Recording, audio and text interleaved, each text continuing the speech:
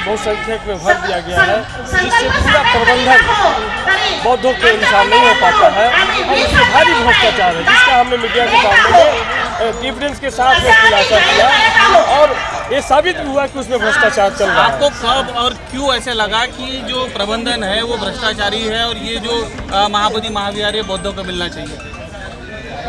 लगातार आने का मौका मिलता था, लेकिन जैसे जैसे हम बड़ा हुए, बोर्ड के बारे में जानने लगे, समझने लगे और उसके बाद छोटे लेवल पर तो हम सब लोग जा रहे थे, लेकिन बड़ा प्लेटफॉर्म नहीं मिल रहा था।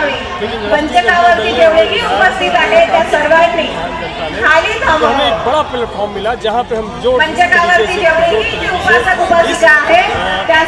के खिलाफ में हमने बात रखी और उसके बाद तमाम विधायकों में चर्चा हुआ। अरे अच्छा है, इसके खिलाफ हम लोग को भी खड़ा होना चाहिए। इस सवाल को सदन करने के बाद और हम लोगों ने इस पर कार्य स्थगन प्रस्ताव भी लेकर के आए कि भाई सभी कार्यों को रोक करके बीटीएमसी एक्ट पे चर्चा हो और जो वहाँ पर जो धरना पे बैठे हुए लोग हैं उनके साथ न्याय हो। लेकिन सरकार ने हमारा कार्य स्थगन को स्वीकार किया। दूसरा हम ये कहना चाहते हैं कि ये जो लड़ाई जो हम सब लोग ने मिल करके शुरू किया, सबको अपने अपने हिस्से की लड़ाई लड़नी होगी।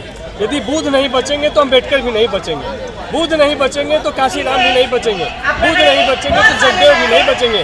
सभी का पावर सेंटर गौतम बुद्ध है, वहीं से सभी को रोशनी मिलता है। इसलिए बुद्ध को संरक्षण और सुरक्षित करना हम सब लोग का एकमात्र लक्ष्य होना चाहिए। सर, सामाजिक लड़ाई में तो आप आगे दिख रहे हैं, लेकिन क्या राजनीतिक लड़ाई भी आप लड़ने वाले हैं?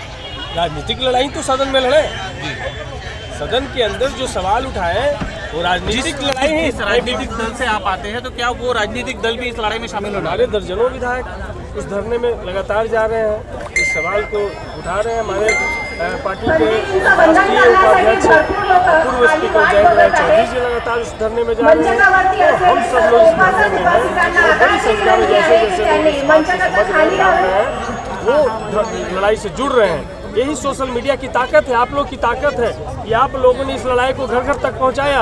वही सुरेश देसाई जी के समय में अगर सोशल मीडिया होता तो हम लड़ाई जीत गए होते, लेकिन उस समय मेन स्ट्रीम मीडिया ने इसको जगह नहीं दिया। आज भी जैसे बहिष्कार कर रहे हैं, लेकिन सोशल मीडिया की ताकत है कि इस लड़ाई को नेशनल नहीं इंटरनेशनल लड़ाई हो गया है और दर्जनों, भारत के अलावा दर्जनों दूसरे देशों में बड़े बड़े प्रोटेस्ट हो रहे हैं और बीटीएमसी एक्ट को रिवील करने का, इसको ख़त्म करके एक बौद्ध गया का, बौद्ध महाविहार का पूर्ण प्रबंधन बौद्धों के हाथ में सौंपने की लड़ाई जगह जगह से हो रहा है। और हम इस लोग से कहना चाहते हैं कि यदि आप उस धरने में जा सकते हैं तो आपको जाना पड़ेगा, यदि आप कहीं जोर से बोल सकते हैं तो आपको बोलना पड़ेगा, यदि सोशल मीडिया पर लिख सकते हैं तो लिखना पड़ेगा, और यदि लिख नहीं सकते हैं तो लाइक कर सकते हैं तो लाइक करना पड़ेगा, और यदि आप लिख भी नहीं सकते हैं तो लिखने वाले के साथ में पीछे में खड़ा होना पड़ेगा, तब हम लड़ाई जीतेंगे। शुक्रिया सर। सर एक आखिरी